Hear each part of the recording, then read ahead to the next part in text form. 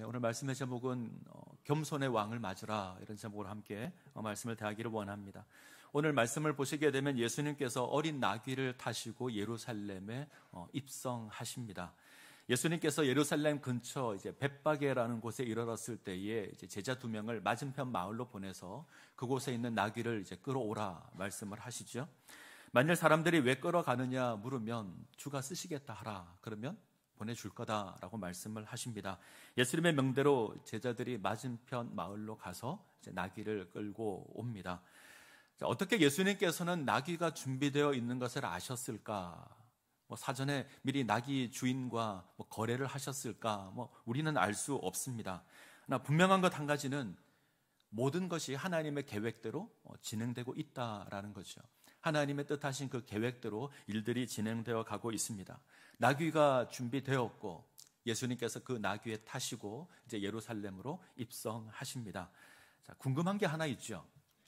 왜 예수님께서 이렇게 하실까? 왜 예수님께서 나귀를 타고 예루살렘에 입성을 하실까?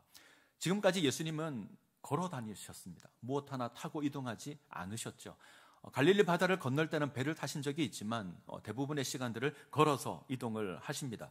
그런데 예루살렘 얼마 남겨두지 않으시고 나귀를 타십니다. 굳이 그렇게 하지 않아도 되죠. 그런데 예비되어 있는 나귀를 타시고 예루살렘으로 입성하십니다. 뭔가 보여주기를 원하시는 겁니다. 뭔가 목적이 있다, 이렇게 이해하시면 좋을 것 같습니다. 오늘은 이것을 함께 나누기를 원합니다. 자, 이제 예수님께서 나귀 새끼를 타시고 예루살렘에 입성을 하십니다. 제자들이 겉옷을 이제 나귀 등에 얹고 예수님께서 그 위에 올라 타십니다. 그러자 많은 사람들이 자신들의 겉옷과 나뭇가지를 앞에 펼쳐 놓습니다. 아주 특별한 행동입니다. 웬만한 사람들이 행진한다고 해서 겉옷을 깔지 않습니다. 더군다나 중동 지방입니다. 먼지가 많고 황량한 땅이 그곳입니다. 겉옷을 깐다, 이것은 아주 특별할 때 하는 행동입니다. 대표적인 것이 왕이 행진할 때 겉옷을 깝니다. 지금 무리들은 예수를 왕으로 선언하고 있습니다. 아주 소리를 높여서 예수를 왕으로 고백하고 있습니다. 그리고 이렇게 찬양합니다. 호산나 다윗의 자손이여 찬송하리로다. 주의 이름으로 오시는 이여 가장 높은 곳에서 호산나. 호산나 다윗의 자손이여 찬송하리로다. 주의 이름으로 오시는 이여 가장 높은 곳에서 호산나. 어떻게 들리십니까? 우리에게는 아름다운 찬양으로 들립니다. 그래서 이 본문의 내용을 배경으로 한 그런 찬양도 있습니다. 그런데 좀 조심하셔야 될 것이 당시 무리들이 부른 이 찬양은 상당히 의도적인 찬양입니다. 정치적인 찬양이죠.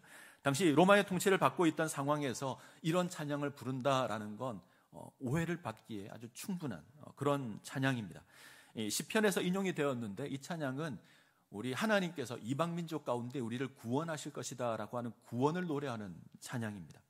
지금 로마의 압제 가운데 있습니다. 근데 지금 무리들이 모여서 정치적인 찬양을 하죠. 정치적인 왕을 고백합니다. 이방 민족에서 구원할 메시아, 이방 압제에서 우리를 구원할 메시아, 그 왕을 찬양하는 그 왕을 소망하는 그런 찬양입니다. 근데 우리 예수님께서는 지금 정치적인 왕으로 입성하는 게 아니죠. 로마로부터 구원하기 위해서 이 땅에 오신 것이 아닙니다. 우리 주님께서는 하나님과 관계가 단절된 그 죄를 위해서, 우리에게 주어진 죄의 문제를 해결하기 위해서 예수님께서 이 땅에 오셨습니다. 하나님과의 관계를 회복하기 위하여 예수님 이 땅에 오신 겁니다. 자, 이것을 보여주는 것이 나귀입니다. 보통 왕은 말을 타죠. 그죠? 왕은 말을 탑니다. 나귀는 짐을 나르는 짐승입니다. 예수님께서 무엇을 타시죠? 말을 타는 것이 아니라 나귀를 타십니다. 그것도 아주 연약한 어린 나귀. 성경에 보게 되면 한 번도 타보지 않은 어린 나귀를 예수님께서 타십니다. 멋지고 화려한 행진이 아닙니다. 어쩌면 볼품없고 어쩌면 초라하고 뭔가 잘 맞지 않는 그런 행진을 하십니다. 자, 성경을 한번 찾아보죠. 스가랴로 가겠습니다.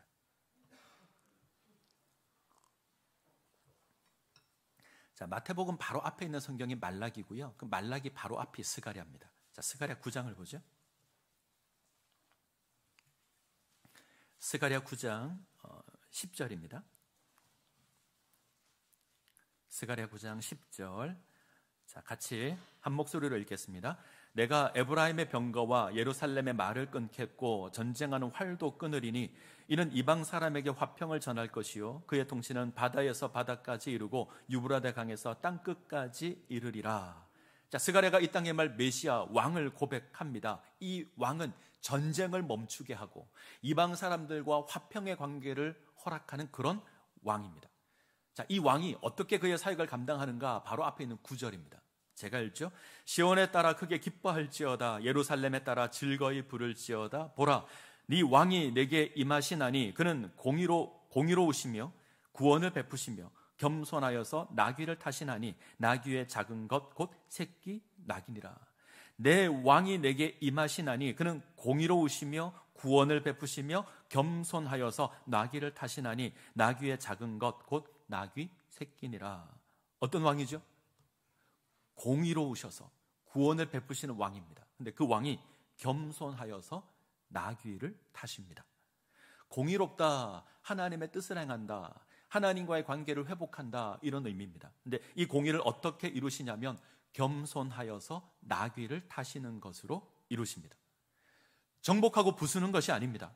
낮아져서 섬기는 겁니다. 낮아져서 섬기는 것으로 하나님의 공의를 이루실 왕입니다. 예수님은 화려한 왕이 아닙니다. 예수님의 보좌는 십자가입니다. 예수님의 면류관은 가시 면류관입니다. 그는 군림하는 왕이 아닙니다. 낮아져서 섬기는 왕입니다. 섬김을 받는 왕이 아닙니다.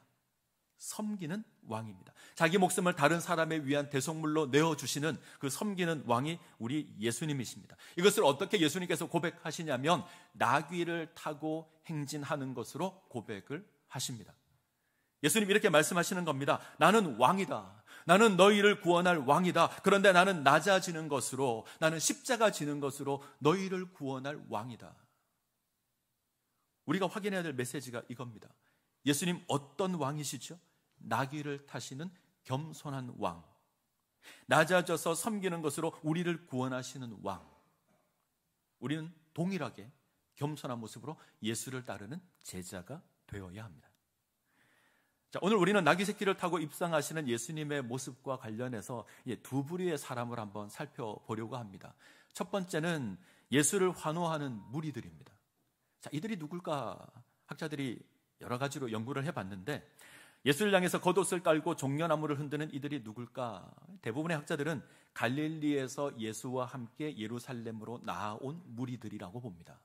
이들은 유월절을 맞이하여서 하나님을 예배하기 위해서 예루살렘으로 나왔습니다. 자, 20장 19절을 보시면 예수님께서 여리고를 지날 때 허다한 무리가 예수님과 함께 동행했다 고백합니다. 이들을 의미합니다. 자, 이들은 갈릴리에서부터 예수를 쫓아오고 있습니다. 예수를 왕으로 보고 왕으로 환호하고 예수를 쫓습니다. 근데 십자가를 지고 죄의 문제를 해결할 메시아로 바라보지는 않습니다. 이들은 정치적인 메시아, 경제적인 메시아, 로마의 압제에서 구원할 메시아, 우리에게 먹을 떡을 주시는 메시아, 이 왕을 생각하며 쫓습니다. 우리를 저 이방 나라를 심판하고 이스라엘을 의롭다 선포해 줄 메시아, 이 나라를 고대하며 지금은 핏대를 세워가며 환호를 합니다. 때문에 예수께서 나귀를 타고 있지만 그 의미가 무엇인지 모릅니다. 이들은 예수가 정치적인, 경제적인 우리의 문제를 해결해 줄 그럴 메시아로 고대합니다. 자, 이 무리를 향한 예수님의 반응을 보시죠. 자, 예수님 침묵하십니다. 호응하지 않으십니다. 보통 개선 행렬을 할 때 사람들이 막 환호하면 주인공들은 어떻게 하죠? 손으로 흔들 겁니다. 그렇게 인사를 할 겁니다. 더군다나 왕의 행렬입니다. 근데 예수님 아무런 말씀도 아무런 제스처도 하지 않습니다. 침묵하십니다.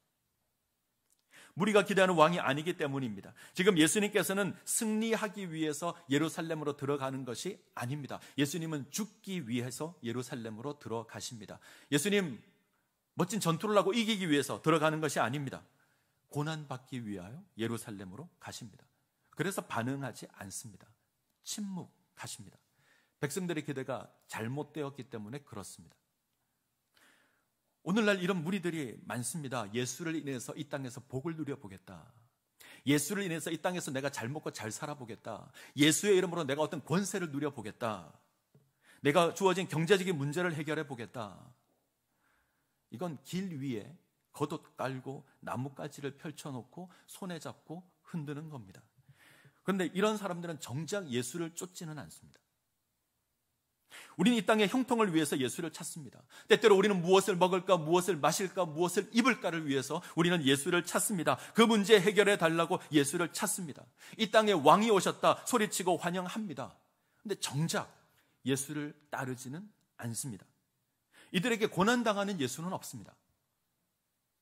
십자가 지는 예수가 없습니다. 죽음으로 나아가는 예수가 없습니다. 영광의 왕을 기대하고 영광의 왕은 고대하고 무엇을 얻기를 바라는 것이 전부입니다.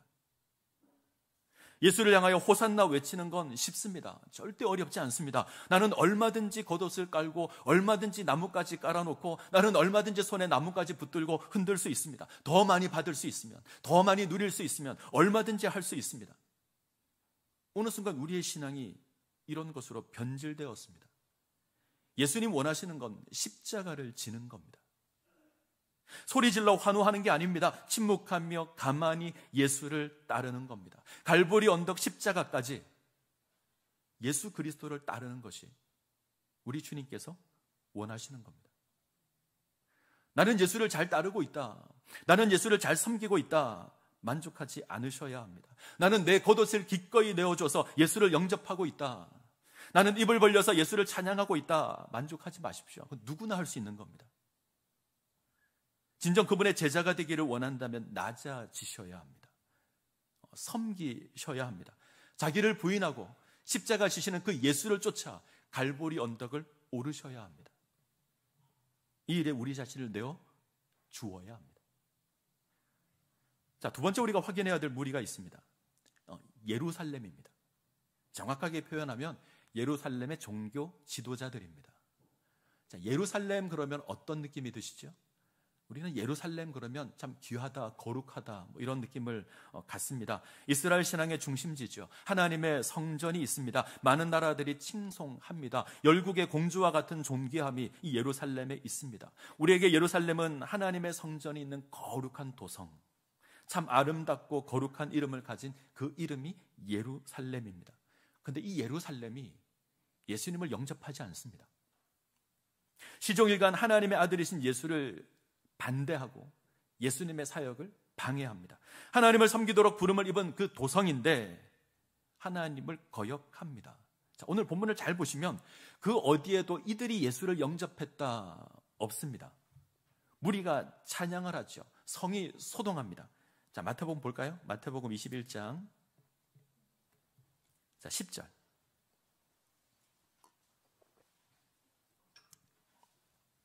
마태복음 21장 10절. 예수께서 예루살렘에 들어가시니 온 성이 소동하여 이르되 이는 누구냐 하거늘. 온 성이 소동했다. 세이스모스라는 단어인데 지진과 같은 소동입니다. 그냥 잠깐 소리 지르고 만 게 아니라 큰 소동이 있었다는 겁니다. 자, 모든 사람들이, 예루살렘 사람들이 무리의 찬양을 듣고 소동이 일어났습니다. 그리고 묻습니다. 이가 누구냐? 저 사람이 누구냐? 예루살렘 사람들이 이 사람이 누군지 묻습니다. 그리고 대답을 듣습니다. 나사렛에서 온 선지자 예수다 듣습니다. 그런데 아무도 영접하지 않습니다. 예수께서 베들레헴에 태어났을 때도 종교학자들은, 종교 지도자들은 예수님이 어디서 태어날지 정확하게 압니다. 구약 성경을 인용해서 정확하게 압니다. 그러나 그 누구도 예수를 찾아가지 않았습니다. 오늘 본문도 마찬가지입니다. 예수님께서 예루살렘으로 입성하시는데 그 누구도 예수를 환영하지 않습니다. 영접하지 않습니다. 예수님께서 당신의 백성을 구원하시기 위해서 이 땅에 오셨는데 예루살렘은 예수를 영접하지 않습니다. 이들이 어떤 자들이죠? 하나님의 성전에서 하나님을 섬기는 제사장들입니다. 하나님의 말씀인 율법을 가르친다는 율법학자들이며 서기관들입니다. 하나님의 율법을 철저하게 지킨다는 바리새인들입니다. 사두개인입니다. 모두가 하나님을 잘 섬긴다고 소리 높여 외치는 자들입니다. 그런데 하나님을 모릅니다. 예수님을 영접하지 않습니다. 내가 어떤 직분을 가졌다라고 해서 내가 예수를 잘 안다라고 생각하시면 안 됩니다. 내가 교회를 오래 다녔다, 이것이 예수를 안다고 말하는 것이 절대 아닙니다. 성경을 많이 아는 것이, 오랜 신앙생활을 한 것이 예수를 아는 게 아닙니다. 나귀를 타고 입성하시는 그 예수 그리스도를 영접하는 것이 예수를 아는 겁니다. 누가복음 19장을 가시면, 제가 읽겠습니다. 누가복음 19장 41절부터 44절을 보시면, 가까이 오사 성을 보시고 우시며 이르시되 너도 오늘 평화에 관한 일을 알았더라면 좋았을 뻔하였거니와 지금 내 눈에 숨겨졌도다. 날이 이를지라 내 원수들이 토둔을 쌓고 너를 둘러 사면으로 가두고 또 너와 및 그 가운데 있는 내 자식들을 땅에 메어치며 돌 하나도 돌 위에 남기지 아니하리니 이는 내가 보살핌 받는 날을 알지 못함을 인함이니라 하시니라. 똑같은 사건, 예루살렘 입성 사건을 다루는 그 기사 가운데 이 부분이 있습니다. 누가복음에서는 예수님이 우십니다. 예루살렘이 영접하지 않아서, 이 땅에 왕이 오셨는데 그 왕을 영접하지 않아서 예수님께서 우십니다. 왕을 영접하는 것이 아니라 도리어 왕을 죽이려 합니다. 예루살렘이 예수를 거부합니다. 이제 며칠이 지나면 예수께서 조롱을 받으실 것이고 괴롭힘을 받을 것이고 예루살렘에서 나와서 갈보리 언덕을 오르실 것이고 십자가 죽음을 당하실 겁니다. 예루살렘에서 배척당한 예수께서는 십자가 지고 갈보리 언덕을 오르게 될 겁니다. 사람들에 의해서 심판을 받으실 겁니다. 왜 이들이 예수를 거부했을까? 왜 예루살렘이 예수를 거부했을까? 한마디로 표현하면 교만했기 때문입니다. 자기들은 하나님을 잘 알고 있다고 생각합니다. 자기들은 하나님을 잘 섬긴다고 생각합니다. 자기들에게는 아무런 문제가 없다라고 생각합니다. 그 교만으로 감히 하나님을 판단합니다. 예수가 틀렸다. 감히 하나님의 아들을 판단합니다. 자, 오늘 본문을 보시면 한쪽은 예수를 왕으로 선포하고 환호하고요. 다른 한쪽은 예수를 거부하고 죽이려고 합니다. 서로 다른 반응인데 둘 다 예수님을 향한 올바른 자세는 아닙니다. 결국 이들은 며칠 지나지 않아서 한 목소리를 낼 겁니다. 예수를 죽여라. 그를 십자가에 못 박아 죽여라. 며칠 지나지 않아서 이들은 이런 모습으로 하나가 될 겁니다. 한쪽은 예수를 통하여 높아지고자 합니다.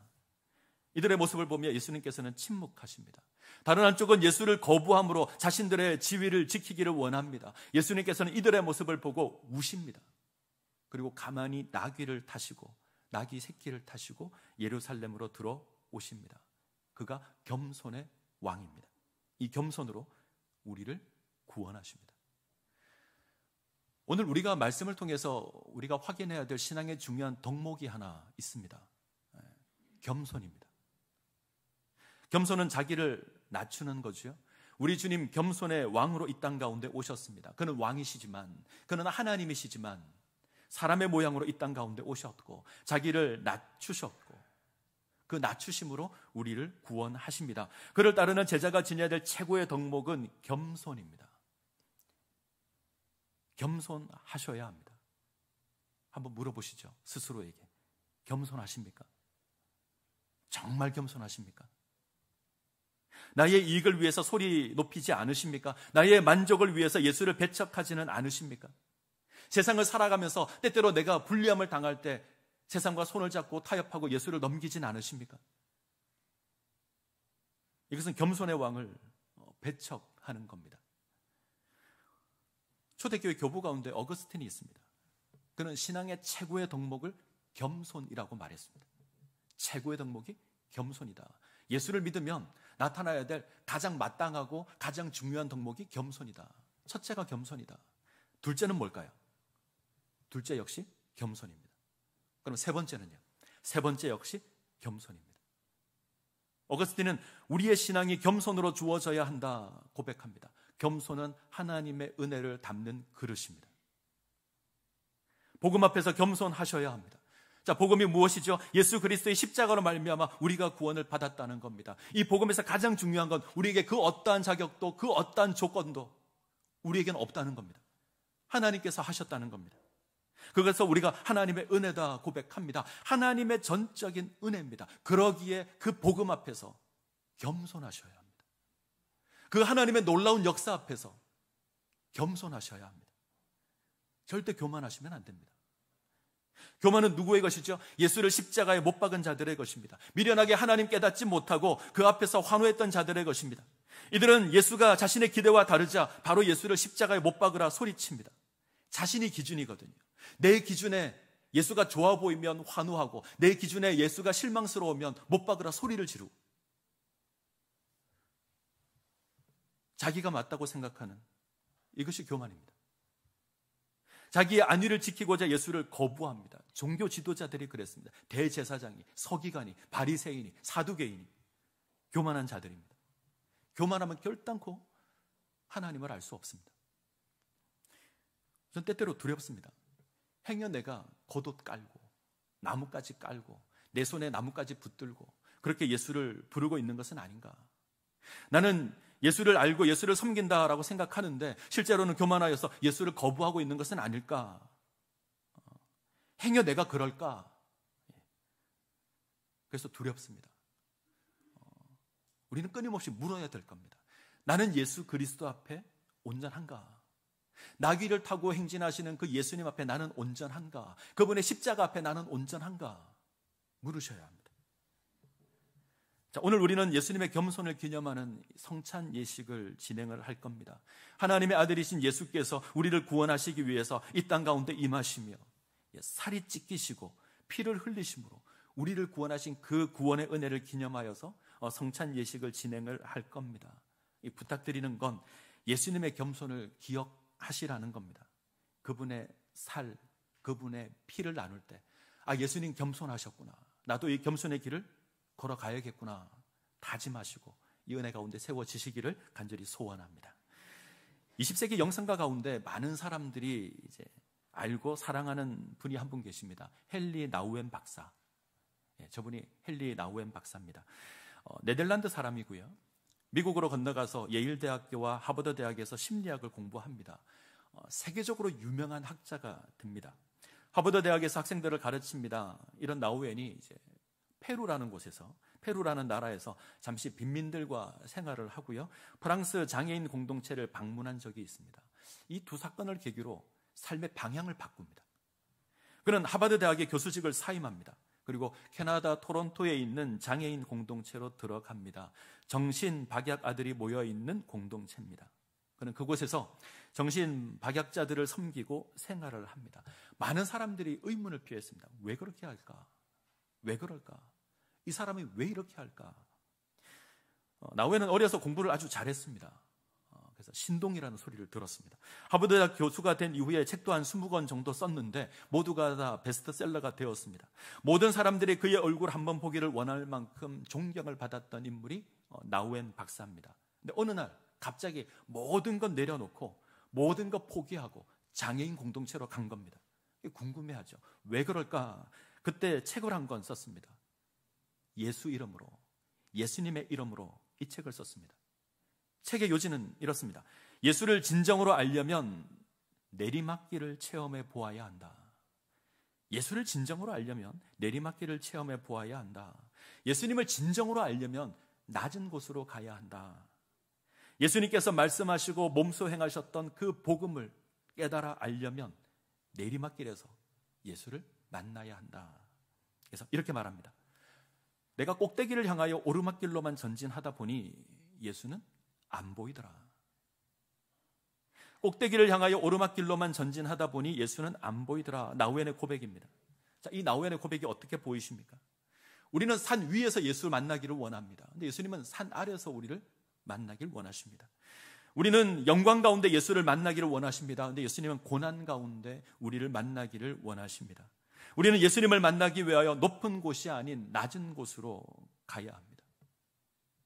오늘 저는 이 본문 말씀에서 한 사람에게 주목합니다.